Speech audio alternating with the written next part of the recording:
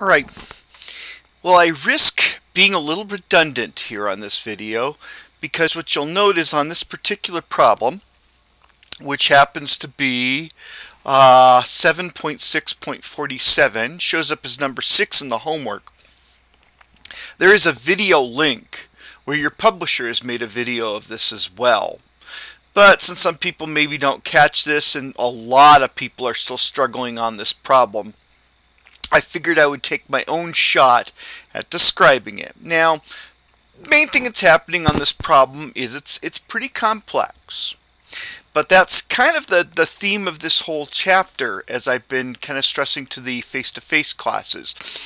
This chapter is about problems that you cannot just look at immediately and find the answer, or even cannot just look at immediately and know where you're going to end up.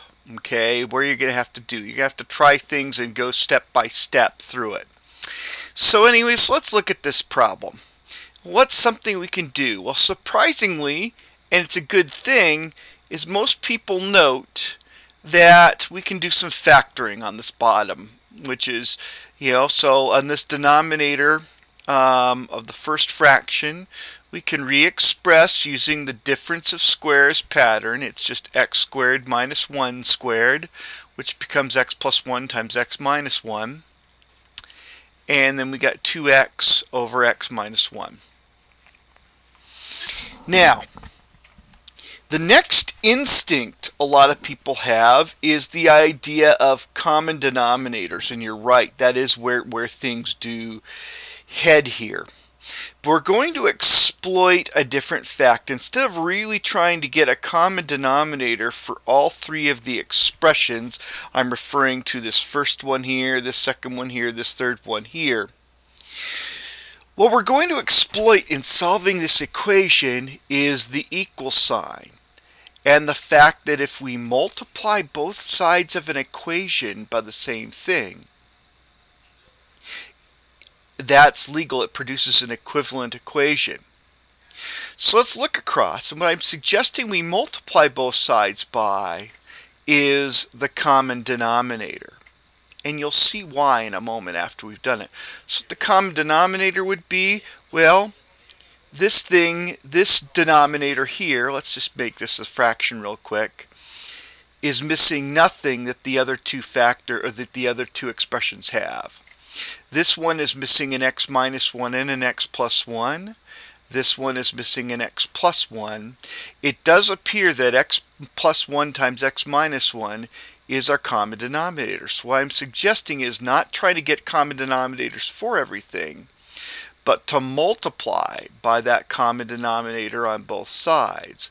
So we do this on the left-hand side, or on the right-hand side, excuse me, and on the left-hand side, making sure to multiply the whole side by this expression. And the over 1 is a little bit of overkill, but some people get confused as to, well, don't I multiply the denominator by this? No. This x plus 1 times x minus 1 is the fraction, could be expressed as the fraction, x plus 1 times x minus 1 over 1.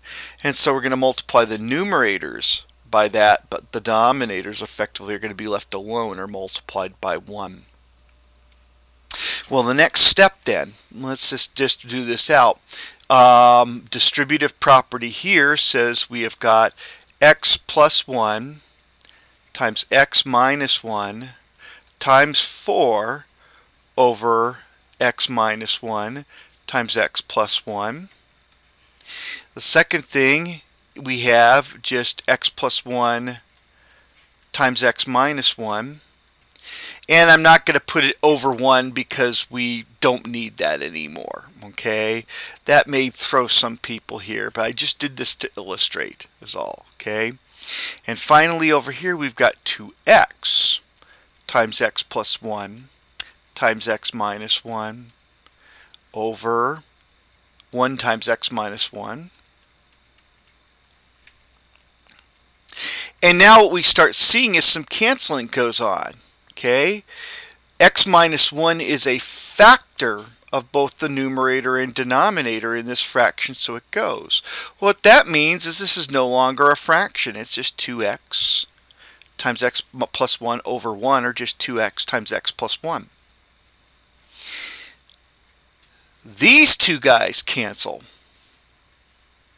And so we're left with just 4 over here. All of a sudden there are no fractions in this problem. And having no fractions is a good thing. So that is where we went, we chose to multiply both sides of the equal sign by the common denominator in order to make this a problem without fractions. So let's get us a little more screen here. So now what we've got is 4 plus x plus 1 times x minus 1 equals 2x times x plus 1. What can we do next? Well, you're going to have to multiply things out here. That's the only thing we can do that changes it a little, so let's try that. 4 times, well, x plus 1 times x minus 1 becomes x squared plus x minus x, or the x, those cancel, minus 1. And then over here we've got 2x times x is 2x squared plus 2x. Now, we've got to solve. Remember that original instruction was to solve this equation.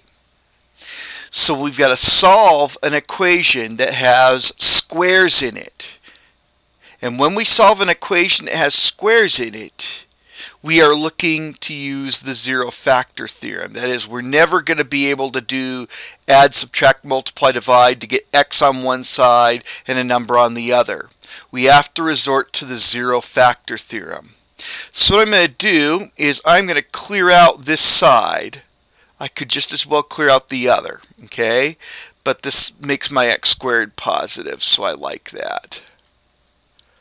So I'm going to subtract x squared from both sides, add 1 to both sides, subtract 4 from both sides.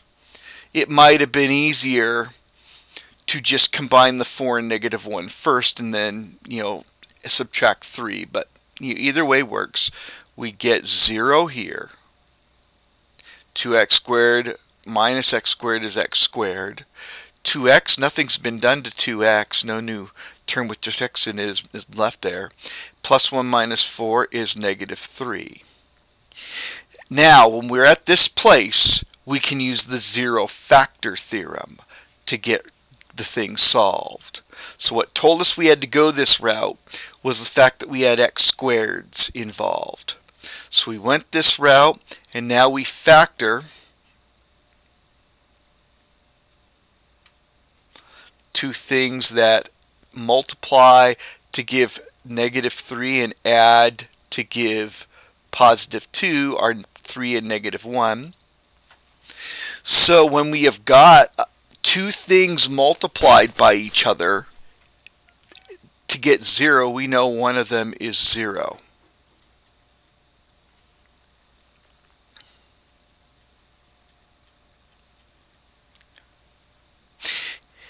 Now, a lot of people want to just skip to this next step right away, x equals negative 3 or x equals 1. Okay.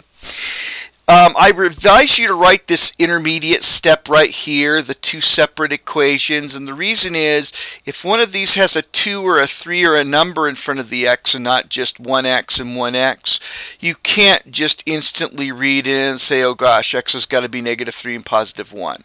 It doesn't work like that when these are not 1x and 1x, okay? So just be aware of that. So now, wow, we've done a lot of work, haven't we? Okay, all this writing, we deserve to be done, but we are not. We got one last thing. These problems actually have the instructions solve and check. And I know growing up in solving equations, you're used to checking being that thing, oh, check to make sure I didn't make a mistake. Well, gosh, I know I didn't make a mistake, so why do I waste my time with the silly check? Well, here there's something different going on.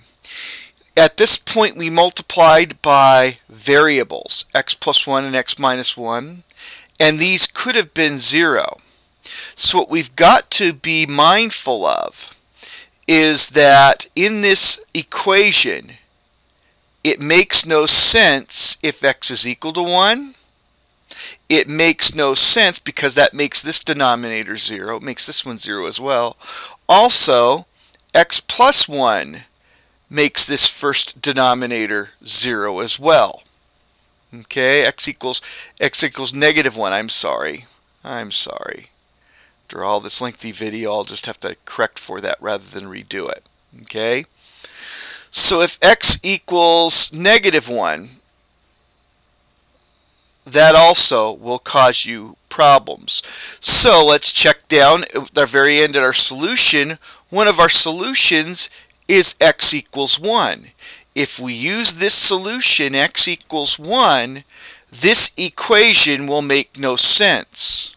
So x equals 1 isn't really a solution. It is what is called an extraneous solution. Though really, I kind of don't like this term for your level of math, because people like to forget that an extraneous solution isn't a solution at all. That is, if you substitute x equals 1 into this original equation, it doesn't make it true. It makes it nonsense. It makes you divide by 0. So this is not a solution at all. The only thing that's a solution, the only thing that plugs into this equation and makes it true is 3. This becomes 4 over 3 squared minus 1, 4 over 8, plus 1 is 1.5. 2 times 3 is 6. 3 minus 1 is 2. This becomes 3 halves. If it's 3.5 or 1.5 equals 3 halves is a true statement. X equals negative 3 does work. Excuse me, I did that wrong here. Negative 6 over negative 4 is 3 halves. Okay, I'm sorry, I did that in my head, and that might confuse. But just realize this does check. It does substitute in there and make the equation true. This makes the equation nonsense because it makes you divide by 0. So this is your solution right here, and it's the only solution.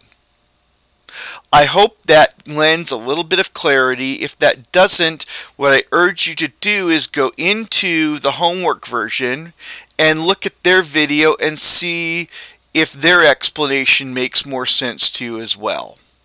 Probably the toughest problem you'll have this semester, but I think you can really gain some insight by learning to be able to do it consistently. Let me know if you need anything else.